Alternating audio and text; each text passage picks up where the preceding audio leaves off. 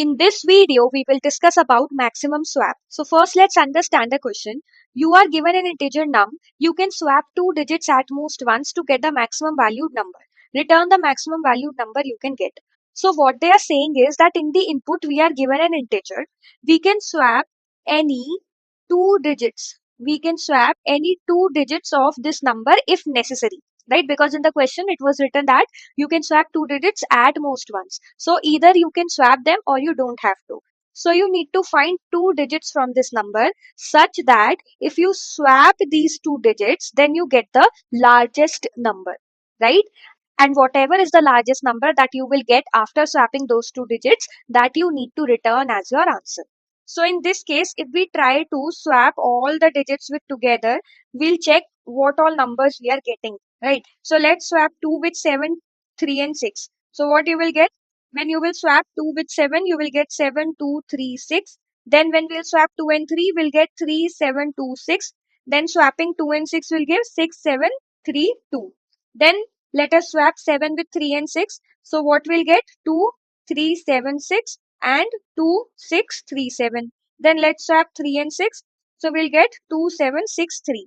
So now these are the possible numbers that we can get after swapping the two digits. And this is also we are going to take into consideration because it is not necessary to swap the two digits. Now out of these numbers, whichever number is the largest number, or we can say the maximum number, that you should identify and return as your answer. Now in these, which is the largest number? This one, right? Why this is the largest number? Because the first digit of this number is the largest among all the first digits of all the numbers, right? That's why this is the largest, and ideally this should be our answer, right? So now we identified it, okay, this is the largest number by checking the first digit of it with others, right? If two numbers were having same digit as 7, then we would have compared their second digit together, right? And so on. So from this we got the hint that if we try to move the largest digit of this number towards its left at the most significant place, then we will be able to get a larger element than this, or a larger number than this, right? So I said that whichever is the largest digit in this number, that you should shift towards the left to the most significant place. Meaning, before this 7, before this largest digit, there will be some places, or there might be some places where the digit is smaller than 7, right? Then that means at those places we can keep 7, right?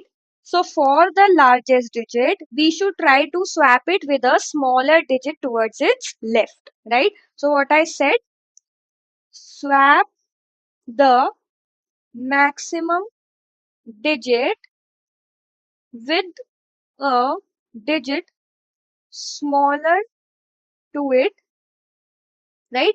Towards its left, right? So now if you see here, for this, the indexes are 0, 1, 2, and 3. So now for this largest digit, I need to identify a digit that is smaller to it and it is towards its left, right? So can I convert this statement into another statement that I should identify that for every digit, which is the largest digit towards its right? Both are same, right? For maximum, I am identifying smaller digit to the left, and here for every number I am identifying the largest digit towards the right, right? So for this 6, which is the largest digit towards its right, there are no digits, so we will consider 6 only, right? Then for this 3, which is the largest digit towards its right, 6, so it will be 6. Then for this 7, which is the largest digit towards its right, 6. Then for 2, which is the largest digit towards its right, 7, so it will be 7. So now for every digit I know which is the largest digit towards its right, okay? Now what we can do is, we have to check that what all combinations we can swap, and out of them which one will give us the maximum number, right? So if you check again from the right towards the left, I'll tell you why we are starting from right. So you will check 6 can be swapped with 6, No, because these are same, right? 3 can be swapped with 6, yes, because this 6 is greater. So then that means your index 2 and 3 are one of the possible candidates for performing the swapping operation, right? Then for 7, this 6 is smaller than 7, then that means we should not swap them, right? Then for this 2, this is 7, which is greater than 2, then that means we can swap these two. So now your candidate for swapping will become index 0 and 1. Now I told you that you should try to move the largest element towards the left to the most significant place. When you will move the largest digit towards the left, then you will be able to get the largest element, right? And whenever we are getting any possible candidates for swap, we are updating it, right? So if we'll move from the right towards the left, then at the last we will get the most significant candidate for swapping, right? This swap will be the most significant swap, meaning it will give us the largest number that we can achieve. That is why we are starting from the right towards the left, because we need to move the largest element towards the starting. Okay. So now if you see here, for this number, right? For this number, for 3, which is the largest element towards its right, nothing, so it will be 3 only. For 7, it will be what? 3. For 9, it will be 7. And for 9, it will be 9, right? So now these 3 and these 3 cannot swap because both are same. Here also we cannot swap because 3 is smaller. Here also we cannot swap because 7 is smaller. Here also we cannot swap because both are same. Then that means here the number is already the largest number and we do not have to perform a swap operation, and this will be our answer, right? Then in this case, if you will see, these are your indexes.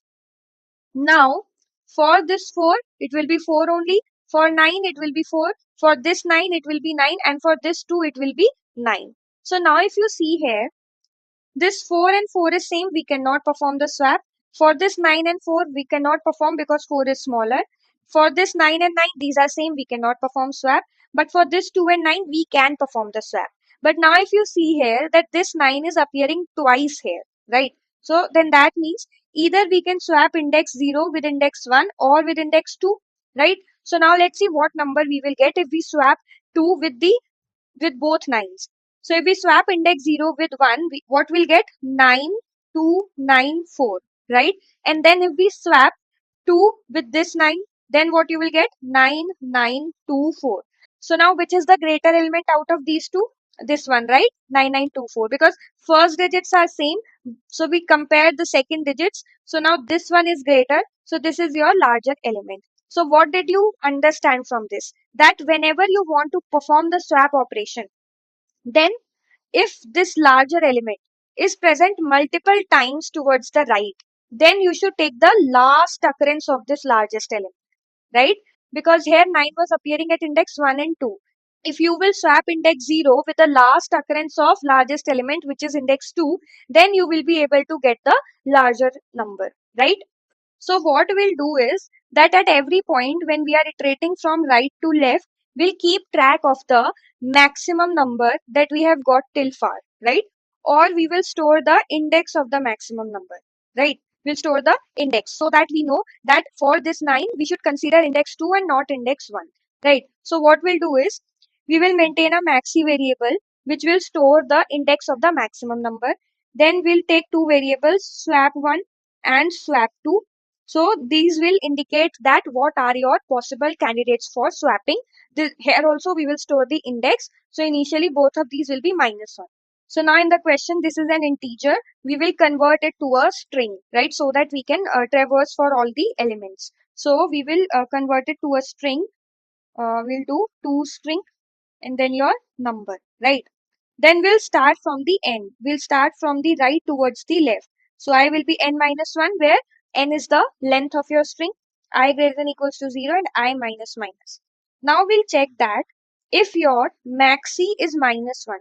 Because initially when you will be at the last digit, your maxi will be -1, right? So that's why if your maxi is -1 or current digit is greater than the maximum digit, right? Then we will update the maximum. So now maximum will store the index I, right? Else, if your current digit is smaller than the maximum digit, right? Then what we'll do? So here, since we are starting from right towards left, this I will always be towards the left of this maximum index, right? So if this element is smaller than the maximum element, then that means we can perform a swap of these two elements, right? So if it is, then what we'll do?